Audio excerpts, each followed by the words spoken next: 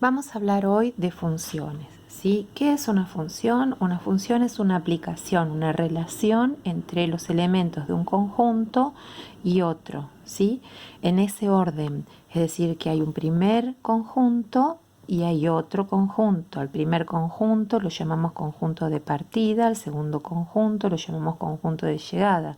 Es decir, que esta relación me establece este vínculo entre los elementos del conjunto de partida al conjunto de llegada.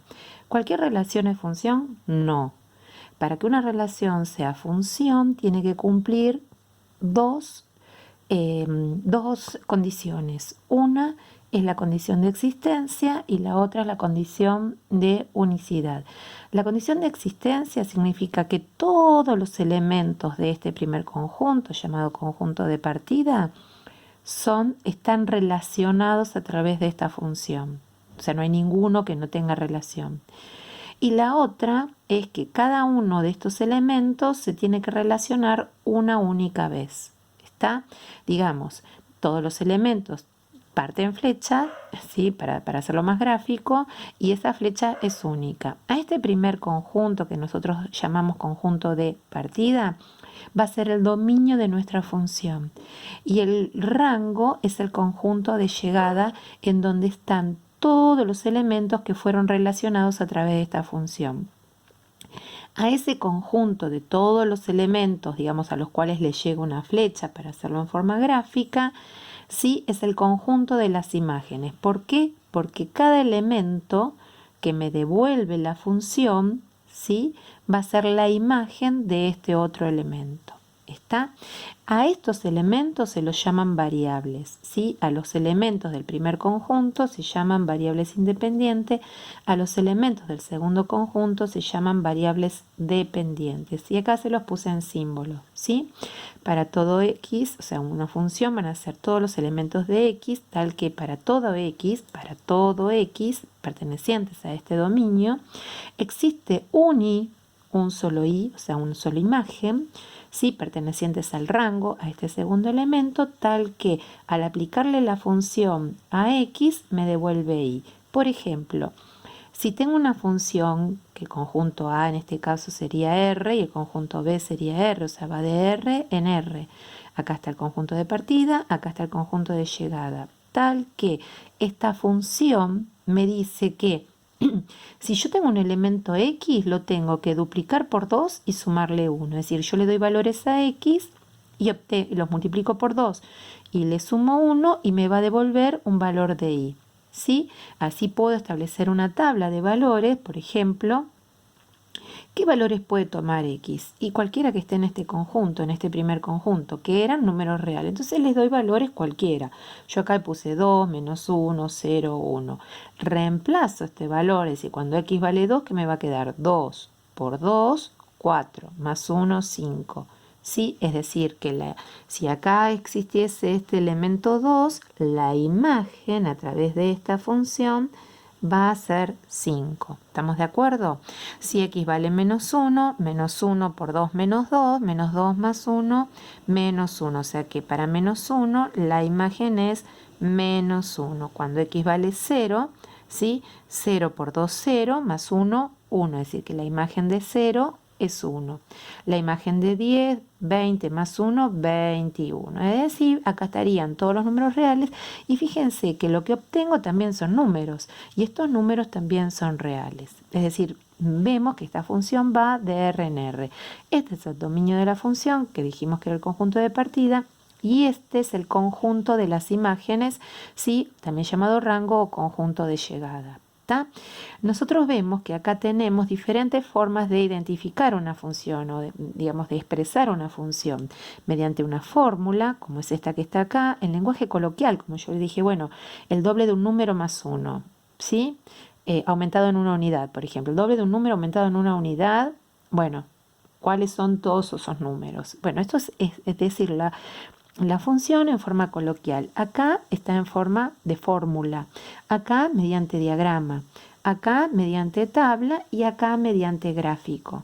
Sí, nosotros ya sabemos que esta es la ecuación de la recta. Entonces, bueno, podemos graficarla a través de la... ¿No nos dimos cuenta? No importa, ponemos dos puntos cualesquiera, por ejemplo el menos 1, que es este punto que está acá, o el 0, 1, que es este otro punto por acá, y sabemos que estos dos puntos determinan una recta. El 2, 5 que está acá, bueno, vemos que nos quedan alineados y acá están los infinitos puntos que pertenecen a esta función, ¿sí? El conjunto de x, o sea, el conjunto de partida va a ser este eje x. Acá están los números reales, ¿sí? Y acá que están también números reales, porque esta recta es real. Y cada par ordenado pertenece a R por R, ¿sí? O sea, este par ordenado pertenece a R por R. Esto es lo que me determina un producto cartesiano, que así se llama, y que es un conjunto de pares ordenados. Que eso no viene al caso, pero se los digo por si alguno se acuerda, ¿sí? Bien. Hablamos de dominio y es lo más importante para poder establecer que una función es función o no. La forma gráfica de identificar si es dominio, o sea, si una función es función, bueno, trazo rectas paralelas al eje Y, y si se cortan en un solo punto es función. Si se cortan en más de un punto, por ejemplo, tenemos esto, ¿sí? Entonces, supónganse que es esto, bueno, trazo recta, siempre se cortan en un punto. Si tengo esto así, por ejemplo, esta gráfica sería la de función, ven, trazo una recta paralela al eje Y me corta en 3 puntos. Bueno, la gráfica de esto no es una función, ¿está bien? Son formas de identificar funciones por método gráfico, ¿está? Dominio de una función.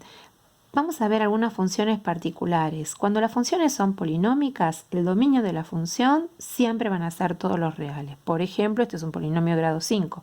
Este es un polinomio de grado 1. Las funciones cuadráticas, cúbicas, etcétera, son, o sea, todas las funciones polinómicas, el dominio son el conjunto de los números reales. En el caso de las funciones racionales, ¿qué es una función racional? Una función que se expresa a través de una razón, de una fracción, ¿sí? Arriba tengo un polinomio, abajo tengo otro polinomio. ¿Cuál va a ser el dominio de la función? Van a ser todos los reales menos aquellos que me anulen el denominador. ¿Se acuerdan como los ejercicios que decíamos? ¿Cuáles son los números que no tienen sentido y que sacábamos, los que me anulaban el denominador, que me hacían ser el denominador? Bueno, eso que estábamos haciendo era el dominio de la función. Entonces, el dominio en este caso, el dominio de la función, va a ser los valores que no me anulen esto. Entonces busco cuáles son los que lo anulan. Entonces digo, bueno, cuando x menos 1 es 0 y x menos 1 va a ser 0 cuando x valga 1. Entonces, ¿yo qué busco? Los que no sean 0, ¿sí? Es decir, cuando x no sea 1. ¿Cómo expreso dominio de la función? Van a ser todos los reales menos el 1. Pero no pongo 1 porque esto es un conjunto y lo que le resto es otro conjunto. O sea, va a ser el conjunto cuyo elemento es el 1, ¿sí? Esta es la forma de expresar. Otra función racional, por ejemplo, 3 sobre x, son ejemplos, ¿sí? ¿Cuándo se me va a anular? Cuando x valga 0. Entonces, bueno, voy a hacer todos los reales menos el 0. Otro ejemplo, acá tengo x al cuadrado más 1. Entonces digo, bueno, a ver, ¿qué valores me van a ser 0? X más 1 igual 0. ¿Cuándo va a ser 0? Cuando x al cuadrado sea igual a menos 1. ¿Sí? ¿Y cuándo va a ser x al cuadrado igual a menos 1? Nunca. Por lo tanto, el dominio van a ser todos los reales. ¿Está? No le tengo que quitar nada, porque cualquier valor que le asigne a x, esto va a ser siempre positivo. Va a ser siempre un número, nunca va a ser 0. ¿Está bien? Y acá, ¿cuándo se va a anular esto? Y esto se va a anular. Digo, bueno, ¿cuándo se va a anular? Digo, x al cuadrado menos 4 es 0. ¿Cuándo va a ser 0? Cuando x al cuadrado sea igual a 4. Es decir, cuando el módulo de x sea igual a ¿quién?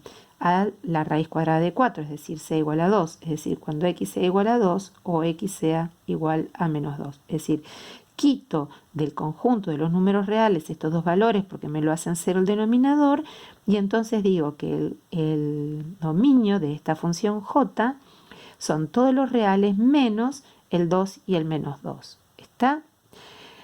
Otra situación en cuanto a dominio de una función. Decimos que vamos a calcular el dominio de las funciones que son, digamos, debajo de una raíz de orden par. Nosotros sabemos que si las raíces son de orden par, ¿qué pasa? Lo que está acá abajo tiene que ser siempre mayor o igual que 0. Por ejemplo, en este caso, lo que está acá abajo es x. Entonces, x tiene que ser mayor o igual que 0 para que eso exista dentro del conjunto de los números reales. Por lo tanto, ¿Cuándo va a ser mayor o igual que 0? Y cuando